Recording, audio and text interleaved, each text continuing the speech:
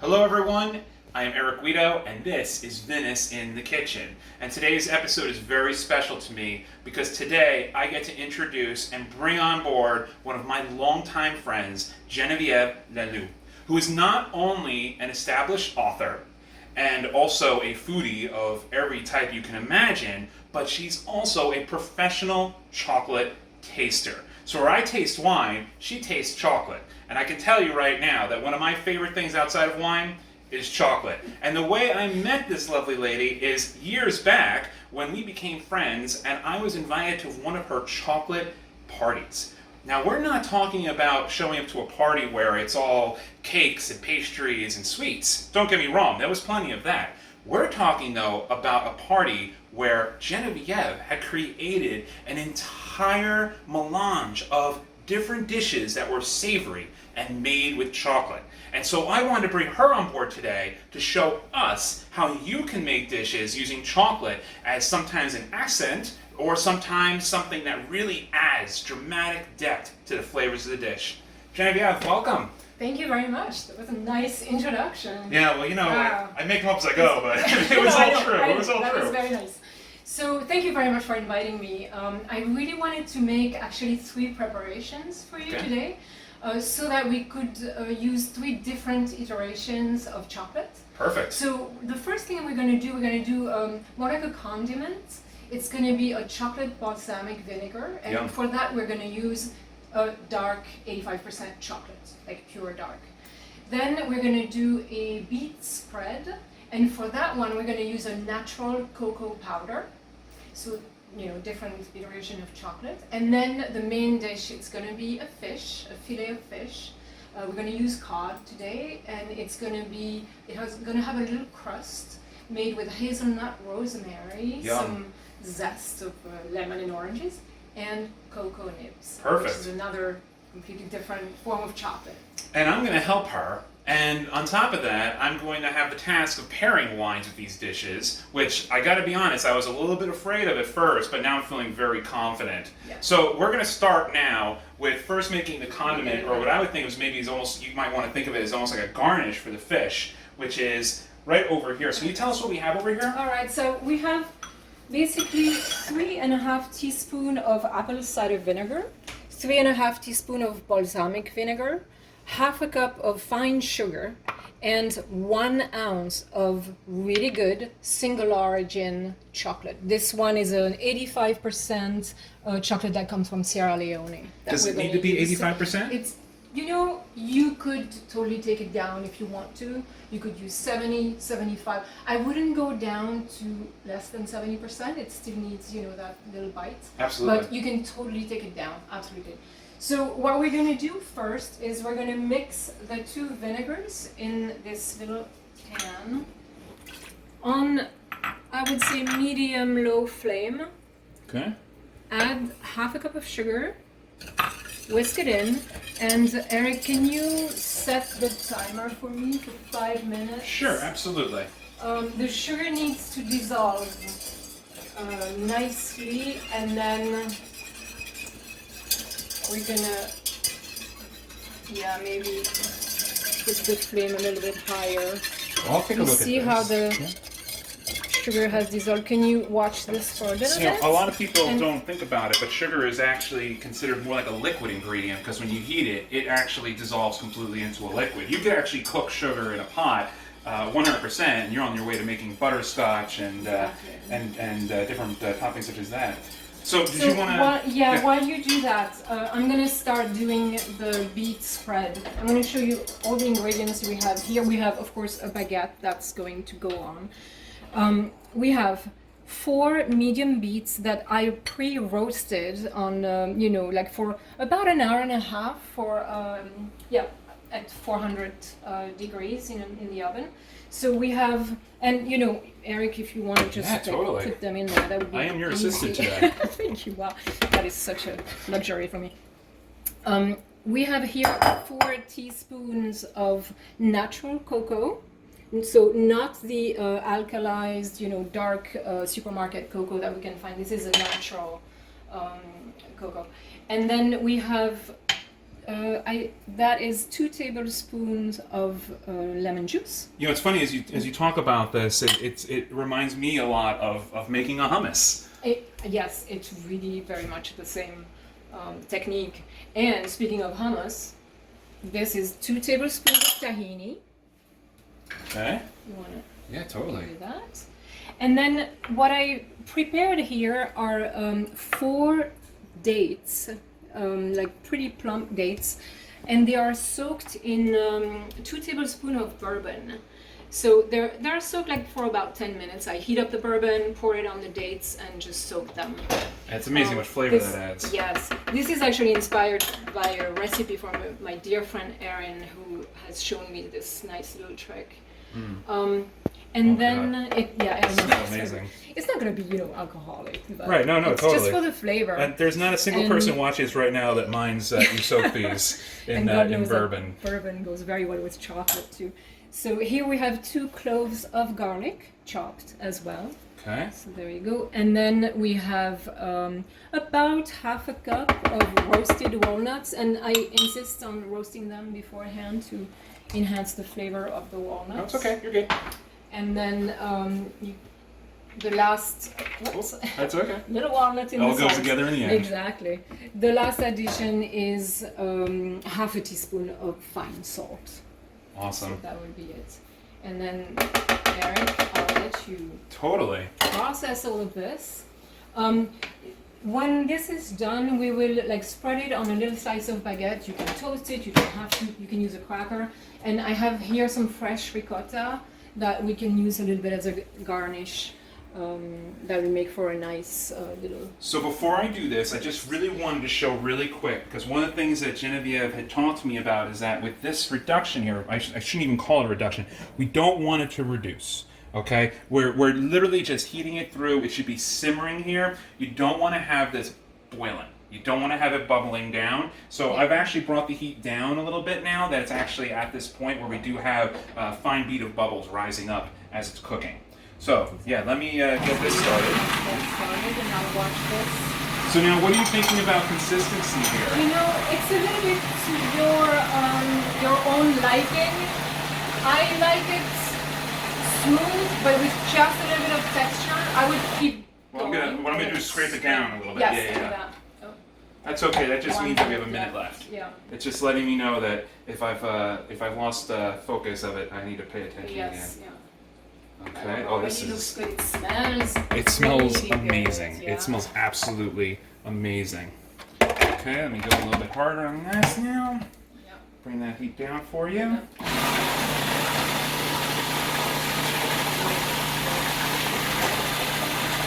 We have about 30 seconds left on that. This is a perfect thing, guys, too, because the timing for this condiment that we're making is almost perfect with the timing for the actual beet spread that we're making. How's that look? It's starting to look really good, actually. Awesome. It's Okay. Perfect. Thank you so much. Oh, of course. All right, so if you just want to come in here for a quick second before that timer goes off, that's your consistency. All right, The color this is I mean, the smell coming out of here is just amazing. You could easily eat this right out of here. I'm going to move it to the side, though, while we finish up the other item. Beet is really an ingredient that goes very well with chocolate. It's this earthy flavor. So this is done. And what I'm going to do is take that 1 ounce of chocolate and just put it in the pan, and it will melt nicely. Like So you this. said something about bean to bar. Can you talk to me And about so that? this is a bean to bar chocolate, actually. So we're using a very different chocolate from any, if you want to whisk it a little bit for me. Oh, yeah, for a while, totally. Yeah, go ahead. that'd be great. Please explain. So bean to bar is a very different type of chocolate than supermarket chocolate, like I was saying. These are chocolate makers that really make chocolate from the bean. They have generally a relationship with the farmer who has the cocoa plantation, and they select those specific beans. They come from different regions. They select the beans for their specific flavors, and then they bring in the beans to their factory, or sometimes they're also home cooked, and they just make the chocolate there, and it's It's a type of chocolate that is not, how shall I say, each time you will select it almost as a wine. You will select the vintage, the origin, and you will recognize different flavors, depending on the country where it's from. Like for example, this is a chocolate made with beans from Sierra Leone, and it has an incredibly fruity flavor to it, which I think pairs really well with the balsamic vinegar and sugar. So I think that it's important when you start cooking with chocolate to be aware of what type of chocolates you are taking, because it can really influence your dish in a major way.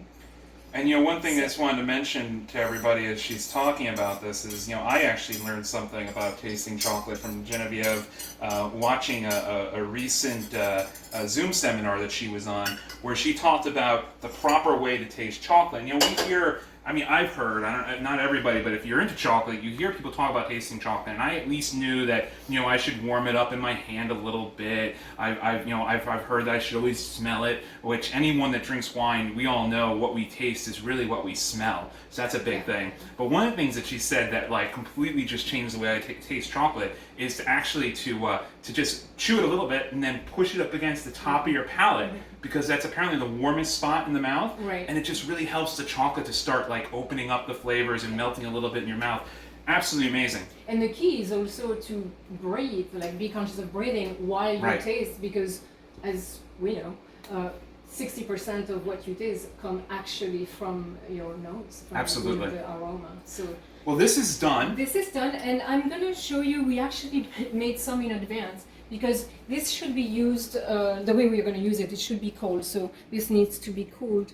And once it's cooled, it's going to be like this type of consistency. It's going to be a little more creamy. Yeah, it almost looks like chocolate fudge. Yes. Oh my God. I got to taste this before we started filming, everybody, and I got to tell you, it's definitely got that acidity kick from the different vinegars. But so the thing I compared it to is a extremely well-aged balsamic vinegar. Now we're talking balsamic vinegars that are aged for 70 to 80 years. You can find this stuff in Italy. That's what this reminds me of. Yeah. And what was it? What did you mention? Dipping it in dipping strawberries in this? Oh, I use that in so many different things. Absolutely. This a little bit on strawberries would be great. I have used it on ice cream. I can totally. I know where you're coming from. I Absolutely. actually always have a jar. Well, here's the way to look at it, because what we just did here is we just created a recipe that reminds me of a bottle of balsamic vinegar that costs $100. Exactly. And we certainly didn't spend $100 making this. And I should tell you that this recipe actually was originally inspired by a chocolate maker in England called Rococo. And they came up with this idea, and I've been making it, ever since. Absolutely amazing. All right, so number one, I think that the key takeaway here is I don't know if you guys noticed how easy this was to prepare, but we were basically almost done with the recipe for the beet spread. The only thing that we're going to do is we're going to end up slicing up the baguette, and we're going to prepare that to basically just dress the baguette and then use the garnish with the ricotta a little bit later. Our sauce is good. Again, like Genevieve mentioned, you'd want to make this ahead so that you can actually get it to a consistency where it's cooled, because we're going to be using this on the fish. Now, the fish is going to completely blow your mind, because this entire process of us planning this out, what I had originally thought when Genevieve started telling me about the recipe is apparently very different from what it really is. And now I am totally excited to taste it. So we're going to take a short break to do a little bit of cleanup and a little bit of prep, and we'll be right back to take it to the next level. We're back, and we are basically prepped to finish this up. And again, this is really a fast process, and it's also something that shouldn't really be too intimidating. Now, from a mise en place standpoint, as you can see, we've set up all over here. But also, Genevieve's been working on some stuff over here. Genevieve, you want to see what we did over here? So what I've done is I've just sliced some nice baguettes and spread the beet spread first, and then put a little bit of a fresh ricotta, and then a teeny little bit of a piece of a basil leaf for garnish. So I've only have one left to do. This is going to be delicious. And while I do that, maybe we can start heating up the pans for the fish. Well, you know, the best thing This is about really this, good. everyone, is that, as you can see, so the fish isn't going to take too long to cook, That's but this is true. something that can be prepared in advance. So now There you this is go. done and out of the way. Okay, so now let's turn our attention over here, because All this right. is the part that really blew my mind, everybody. When Genevieve showed me exactly what she's going to do here, it helped me with the wine pairings. It helped me understand the dish completely. So Genevieve, please explain this. So what we have here is we're going to mix together in this bowl these ingredients. This is going to create a type of crust around the fish. We have 1 cup of roasted chopped hazelnut. We have a zest of an orange, the zest of a lemon, 4 teaspoons of fresh rosemary picked from the garden, just like 5 minutes ago. A little bit of salt. We have wild Madagascar pepper. I'm just going to do a few turns of it. It's a very fruity pepper. It's going to go nice with the fish. And then we do have 80 grams of cocoa nibs. These cocoa nibs are, you know, the cocoa nib is the cocoa bean crush. That's what you use to make chocolate. You use the cocoa nibs and the sugar, and then sometimes some cocoa butter added.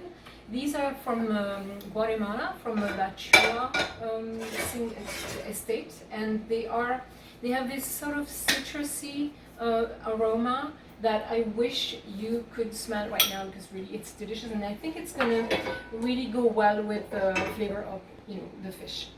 So what I have here is an egg white or 2, just, you know, make sure I have enough, and I'm going to coat the fish on both sides with the egg white. And after that I will mix all the ingredients together in the bowl, and I will coat each piece of fish with the mix of all these little ingredients I just showed you. You know, the amazing thing for me, everyone, is I came to realize when she started explaining this that she's essentially dredging the fish Exactly. and coating it with. Imagine you're making fried fish, but instead of using breadcrumbs, you're using this amazing mix of ingredients here. Exactly. Yeah. So And Genevieve, with the this- ingredients that you mentioned before, Yeah. they just basically you mix them all together. You know, I'm gonna mix them all together in this bowl. It's very simple. Like, doesn't really matter the order that they go in. It just needs to be mixed really well. I'm gonna do a few turns of this amazing pepper, And about how much salt? and then just like a pinch right now. I'm gonna add maybe a little pinch of salt, you know, when the fish is cooking. I'm Okay. gonna maybe give you this Super. to get rid of. So I need a spatula. I'm gonna mix this all together. Look at the colors. Oh, it's beautiful. So much fun. It Look at looks that. tropical. Right? It looks like the greatest trail mix you can possibly imagine That is eating. true. Trail mix for fish. So I just want the zest to be distributed a little bit better. Oh my god, the smell. Eric, smell this. Okay, hold on a second. Okay, we can Right. stop cooking right now, and I mean, just give me a bowl of this. I mean, I'll have that for breakfast tomorrow. All right.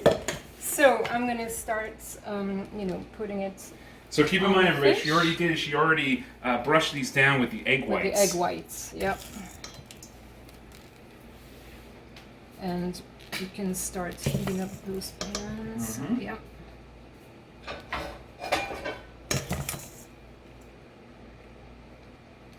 And this recipe was inspired from actually a Belgian chef, Christophe Poli. Oh, this looks amazing. And So, you know, when we talk about the wine pairings, everyone, this is what I'm talking about when I said how it really came together for me when I saw the picture.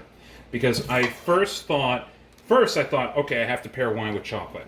Then thought, okay, I have to pair wine with chocolate and cod. And then thought, wait a second, I have to pair wine with cod, chocolate, hazelnut, rosemary, and citrus zest. And then all of a sudden, it all came together. So I'm going to talk about a couple different pairings that we can do here, but I'm also going to tell you the one that we're going to bring to the table tonight, because as soon as I saw this, I got to tell you, I don't need to taste it to know exactly what's going to be perfect for this dish. alright, so almost done here. Sometimes you can tell I'm pressing the ingredients a little bit on the fish to make sure, you know, a lot of it. Now, should people be going for an even coating across the entire fish? Yeah, I would say so. You know, some of it is gonna obviously, you know, fall off in the Right. pan, and it'll be nice. It'll be a little, you know, roasted crumbs in the pan. It's gonna be really nice. So Oil-wise, are we good here? we are good. We put avocado oil in the pan. If you feel that it's hot enough. I think it's hot enough. We're starting to get a little bit to a swell point here, but the Alright. question is it a good amount of oil for It's you? a very good amount of oil. Perfect. Yeah, I think it's gonna work. We can probably start putting it in. Excellent. So let me Alright. bring this over there for you. So, thank you. Great assistant. Okay. No, that's all right. The smaller pieces we'll put in there, the larger pieces in there. Yeah. Oh, perfect piece. I want to turn that one around just so it fits nice and snug in Yeah. there. Beautiful. There we go. Again, like I always tell you guys, don't Pretty use your big hands in piece the pan. here. I have like hands that have been burned so many times I don't feel it anymore. That's not a good There thing we though. go. You can add a little bit of the. And how long are these going to cook like these? It's going to be, you know, very quick. Like I would say 2 minutes on each side. These are pretty thin fillet of cod. I'm going to rinse my hand over that. So I think 2 minutes would be good. So I'm just going to set a timer here Yeah. just to kind of keep us on track. Thank you. So basically what I'm going to do here is I'm going to take some wild greens, mixed with some Belgian endive. You know, Genevieve is from Belgium. I thought it made a whole lot of sense. Actually, it was her recommendation. And then I'm going to create a little vinaigrette. I've taken 5 tablespoons of olive oil to 1 tablespoon of balsamic vinegar. I'm going to toss in about a teaspoon of Dijon mustard. Now remember guys, mustard has an effect of actually bringing all the ingredients together and holding them together in an emulsion.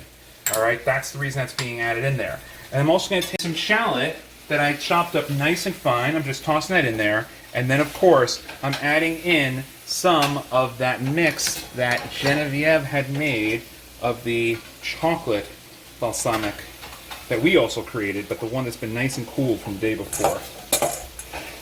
And I'm just going to whisk this together.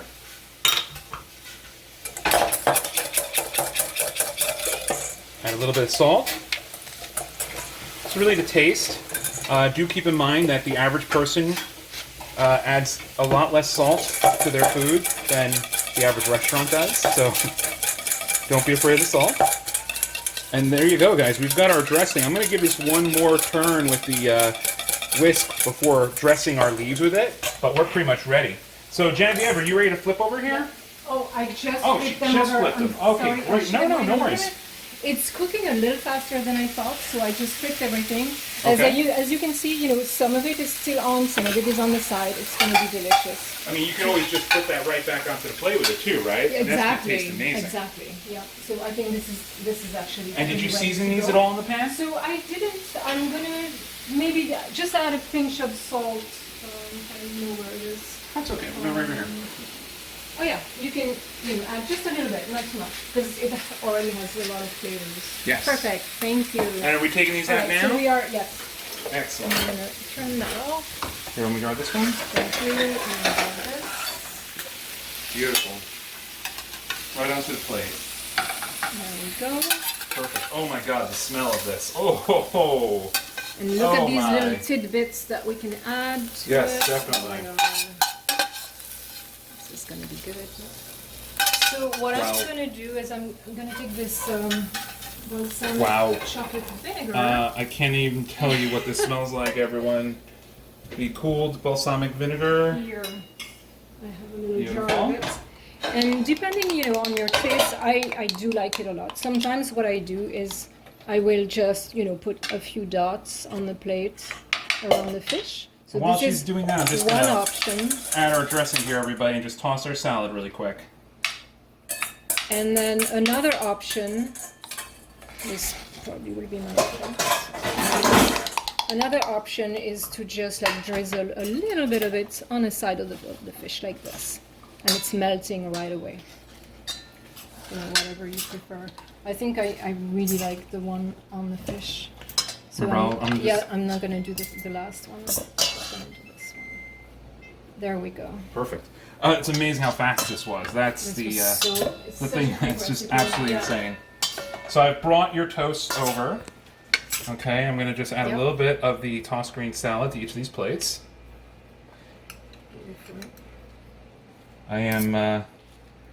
I'm going crazy here just smelling this, guys. This is pretty amazing. It's very fragrant. And Genevieve has garnished this with the sauce she created, which is beautiful. I don't want to mess up that beautiful creation over there on the end. Oh, you can. Just for the sake of physically eating. As we all know, in the end, it's all about enjoying what's on the plate, right? Exactly. We just want to make it look as pretty as we possibly can. Get these out of the way. And then just put a little bit of the extra endive on top. If you really wanted a little bit of carb with that, you could always add, some very plain white rice. White rice. You know what I was actually thinking as I was creating this? I was thinking dried black cherries would be amazing on top of this salad. I mean, literally just the smell of the dressing and the whole 9 yards was like, wow, dried black cherries. Okay, so we have that. I'm just going to put this out of the way, you know why, and then we're going to, should this be served tableside, or would you normally put this on the plate? I would serve it tableside. Serve it tableside, excellent. I think So basically, this is what we have here, guys. We have Genevieve's crusted cod. I can't even tell you how great it smells. We have just a little simple vinaigrette I showed you how to make, also using the chocolate vinegar that Genevieve had created. And then we have the toast that have been coated with a little bit of ricotta, fresh basil, and obviously the beet chocolate spread that Genevieve has created. I mean, this is beautiful. I mean, this is... I can't wait to drink with this. This is gorgeous. Oh, right. What are we going to drink with it, right? Oh, my God. We didn't talk about wine pairings. So we were so happy about creating all these dishes that we didn't even talk about wine pairings. And after I gave you that big introduction of how I knew what we were going to drink. So let me talk about really quick about what would work, and then we talk about what we're going to drink tonight. First and foremost, as soon as she told me about this beet spread, and I actually had a taste of it, I was thinking the number one thing, if you wanted to pair something with this entire setup here, that's going to work with everything on this plate, as well as everything on this plate, then I'm going to go Gewürz. Okay? Now, number one thing I can tell you is Gewürz could pair with almost any fish dish you could possibly think of, but when you add in the combination of this beet spread with a Gewürz, you're right there. Another thing you could go for is Riesling. Now, you can go two ways here with the Riesling because of the kind of dish that we have here. Keep in mind, we didn't use any really sweet chocolate here. You need to think more about the acidity here than you need to think about the chocolate here. The chocolate is going to ring through loud and clear, but it's the acidity you have to pair with. So I would either go, when thinking about the beet spread, with a Riesling Cabernet, which has a little bit of residual sugar and tons of acidity. That acidity is going to balance the acidity that's in this dish. I would also recommend that thinking a little bit less about the beets, but still it's going to work because it has that acidity, you could go with a bone-dry Riesling. A GG or a Trocken will definitely work. Another possibility is you could go with a Pinot Bianco, also known as Pinot Blanc. So think Pinot Grigio, but now think with a much more lush mouthfeel and riper fruit profile. Pinot Bianco can be a great combination for these dishes, called Bianco in Italy, Pinot Blanc in France, and you could also get Alsace Pinot Blanc. Oh my God, amazing stuff. But what are we going to go with tonight? This is the one that I realized as soon as I saw this coating put together on this fish. We have the rosemary, we have the hazelnut, we have that little hint of chocolate. Remember, it's not sweet. We have the acidity, we have the cod, we have this. It's amazing. It's earthy. It's earthy, it's fruity, it's nutty. It's white burgundy. I mean, I could not think of a better thing to go with tonight than white burgundy, and that is what we're going to be pairing with our meal tonight. So everyone, thank you so much for joining us. This has been an absolutely fabulous time that we've had, and I'm hoping that you had as much fun too. And as you can see, it's so easy to create these dishes, and you will be amazed by the flavor profiles. Genevieve? Cheers. Thank you so much for having me in your kitchen. It was really fun. I'd be happy to have you here anytime. Thank you everyone for joining us, and we'll see you next time.